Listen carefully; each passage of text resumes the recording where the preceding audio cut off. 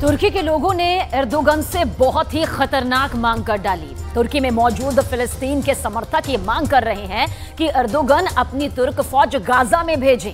Gaza के हालात से एर्दोगन पहले ही बहुत दुखी है और अगर इसी तरह राजनीतिक दबाव उन पर बढ़ता रहा तो गाजा वर्ल्ड वॉर का ट्रिगर पॉइंट कभी भी बन सकता है।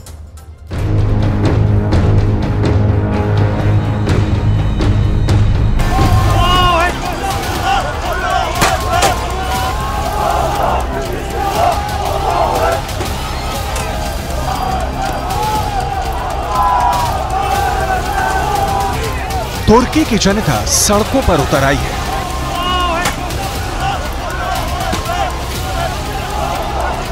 तुर्की के लोग इजरायल और अमेरिका के खिलाफ नारे लगा रहे हैं। अगर विरोध प्रदर्शन सिर्फ यहीं तक होता तो बाइडेन और नेतन्याहू को इससे कोई फर्क नहीं पड़ने वाला था, लेकिन तुर्की के नाराज लोग जो फिलिस्तीन के लिए नारे लगा रहे थे,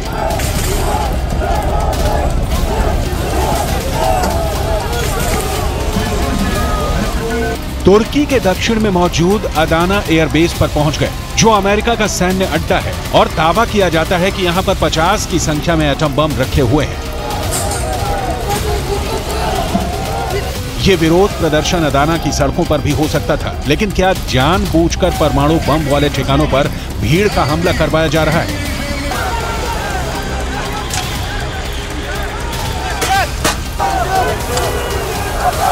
क्या रूस और ईरान मिलकर कोई बहुत बड़ी साजिश रच रहे हैं? या फिर इन परमाणु अड्डों पर कब्जा करके अमेरिका या फिर इजरायल के लोग नुकसान पहुंचाना चाहते हैं? यहां बहुत जबरदस्त विरोध प्रदर्शन हुआ है। साथ ही प्रदर्शनकारियों के नेता ने अमेरिका और इजरायल को चेतावनी भी दी है। Değerli kardeşlerim, biz burada Gazze'deki kadın ve çocuklar için masada elimiz güçlensin diye geldik. Gazze'deki kadın ve çocuklar için ara bir anlaşma yapılacak ve çocuklarla kadın çıkarılacaktı. Şimdi bunu yapanlar Gazze'deki kadın ve çocukların ölümüne sebep olacaklar. Hiç farkında değiller. खास बात यह है कि तुर्की के सिर्फ Adana ही नहीं बल्कि और भी कई शहरों में अमेरिका के खिलाफ विरोध प्रदर्शन हो रहे हैं, क्योंकि अमेरिका के विदेश मंत्री एंटनी ब्लिंकन तुर्की दौरे पर हैं और वो किसी तरह इजरायल और तुर्की के बीच बिगड़ते रिश्तों को संभालने की कोशिश में लगे हैं।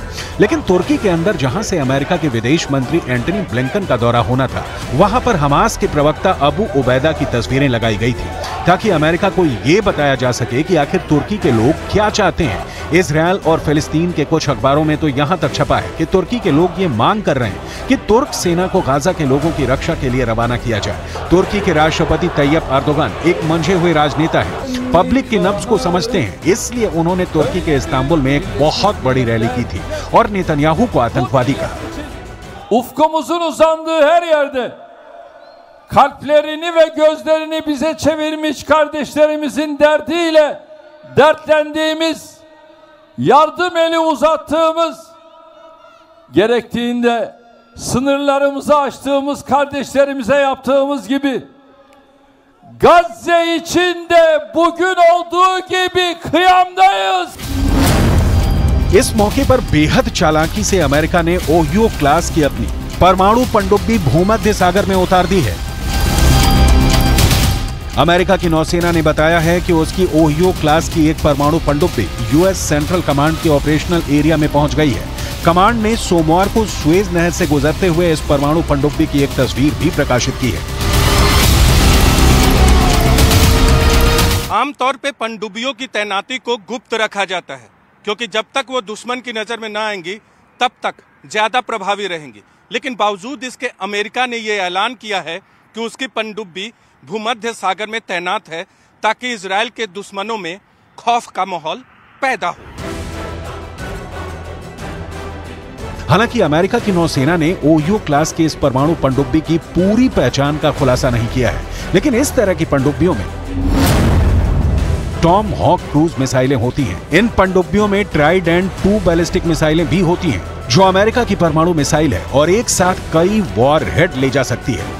अमेरिका की ताकत को तुर्की के राष्ट्रपति एर्दोगन भी जानते हैं और समझते हैं, और तुर्की नाटो का सदस्य भी है। लेकिन गाजा में जो हो रहा है उससे तुर्की के राष्ट्रपति एर्दोगन काफी ज्यादा दुखी है। İsrail tam 22 gündür açıkça savaş suçu işliyor. Şimdi İsrail, biz de seni savaş suçlusu olarak dünyaya ilan edeceğiz. Ve şimdi bunun hazırlığı içindeyiz. Bunun çalışmasını yapıyoruz ve savaş suçlusu olarak İsrail'i dünyaya tanıtacağız. लेकिन Israel ने Hamas को खत्म करने का फैसला कर दिया है और वो युद्ध विराम को तैयार नहीं है। अमेरिका भी इजरायल का साथ दे रहा है और दूसरी तरफ जॉर्डन, कतर, यूएई, सऊदी अरब, तुर्की, ईरान, ये सभी मुल्क जल्द से जल्द युद्ध विराम चाहते हैं। तुर्की के विदेश मंत्री के साथ एंटनी ब्लिंकन की मुलाकात हुई है, लेकिन मतभेदों को रोक पाना अब आसान नहीं रह गया है और उसकी वजह बिल्कुल साफ है। तुर्की के राष्ट्रपति एर्दोगन गाजा में इजरायल की कार्रवाई को नरसंहार की संज्ञा दे रहे हैं। Ülkenin kendini savunma hakkı varmış. Tamam da adalet nerede? Adalet nerede? Gazze'de savunma değil, açık ve alçak bir katliam yürütülmektedir. Gazze halkını bir silah gibi kullandıkları açlıkla, susuzlukla, yakıtsızlıkla, sağlık hizmetlerini çökerterek topluca yok etme peşindeler. दूसरी तरफ Antony Blinken ने Iraq का भी दौरा किया है। Iraq का दौरा अप्रत्याशित है क्योंकि इसकी पहले कोई योजना ही नहीं थी, लेकिन माना जा रहा है कि इराक के प्रधानमंत्री अल सुदानी से मिलने का फैसला ब्लिंकन ने इसलिए किया क्योंकि इराक और सीरिया के एयरबेस पर लगातार हमले हो रहे हैं। इराक और सीरिया में मौजूद ईरान के फंड से चलने वाले संगठनों ने 17 अक्टूबर से अब तक अमेरिका के सैन्य ठिकानों पर करीब 35 हमले किए हैं। माना यह जा रहा है कि एंटी ब्लिंकन ने इराक के प्रधानमंत्री अल सुदानी के जरिए ईरान को संदेश भेजा है, क्योंकि ब्लिंकन से मुलाकात के फौरन बाद अल सुदानी ईरान गए हैं और उन्होंने वहां अमेरिका की तरफ से ईरान को ये बताया है कि अगर सीरिया और इराक में अमेरिका पर हमले नहीं रुके तो ईरान को इसकी भारी कीमत चुकानी पड़ेगी। हालांकि ईरान का रुख नरम होता नहीं दिख रहा है, क्योंकि ईरान के रक्षा मंत्री अशीत यानी ने कहा है कि अगर युद्ध विराम नहीं हुआ तो अमेरिका को बहुत बड़ा झटका झेलना पड़ सकता है।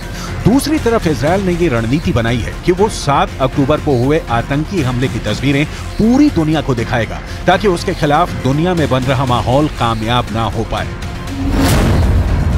तुर्की के राष्ट्रपति इतने ज्यादा नाराज हैं कि उन्होंने अपना राजदूत भी इजरायल से बुला लिया है। तुर्की के विदेश मंत्रालय ने अपना राजदूत वापस बुलाते हुए ये कहा कि अब नेतन्याहू इस लायक नहीं कि उनसे बात की जाए। तुर्की के राष्ट्रपति के इन बयानों से समझा जा सकता है कि तुर्की के अंदर इस वक्त गाजा पर किस तरह की उथल पुथल मची हुई है।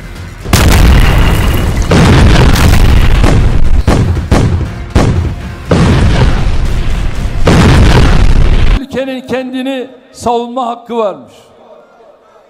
Tamam da adalet nerede? Adalet nerede? Gazze'de savunma değil, açık ve alçak bir katliam yürütülmektedir. Gazze halkını bir silah gibi kullandıkları açlıkla, susuzlukla, yakıtsızlıkla, sağlık hizmetlerini çökerterek topluca yok etme peşindeler. कुल मिलाकर अगर Gaza में ऐसे ही Israel बम बरसाता रहा तो पूरा waste Asia अस्थिर हो सकता है।